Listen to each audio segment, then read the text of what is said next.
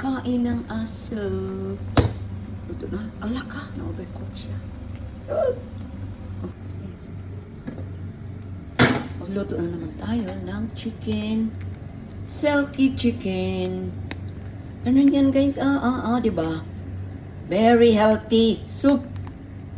Okay? Mayroon na ba kayo dyan? Kailangan lagyan ng luya.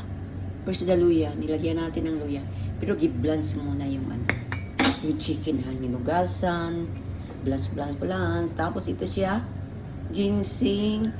Dalawang klase na red dates. Okay? O, diba? So, okay na. Soup. Ito naman. Sa isang kunyang na soup. Tignan natin ano yung klaseng soup. Yung soup niya, ano ba yung tawag dito? Bones. Bones yan is. Tapos nilagyan na siya. Ang ginaanon niya is ano tawag dito?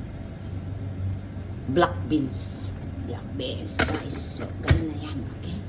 So, ito na. At na siyang imikos-mikos. So, pakuluan natin ng 2 hours. Okay? 2 hours. 2 hours na very high. Ganun. So, ina na.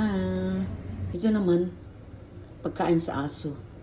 Binubulit natin na overcook siya. Pero okay lang siya. Okay lang yan. Kasi itong aso natin. Broccoli. Okay. Guys, marami kaming. Ano ba? Nag-sale ba to? Hindi naman nag-sale eh. Si Bossing talaga. Daming binigyan ng strawberry. Nag-sale siguro.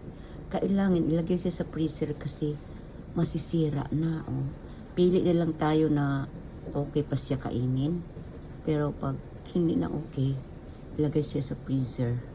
Para smoothie guys. Pang smoothie siya. So, ganito lang siya, oh. Ganon. Okay?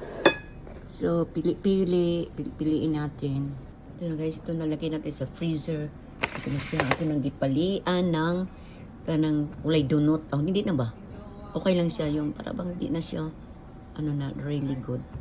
So, ganon, okay? So, ito na ilagay sa freezer, hugasan.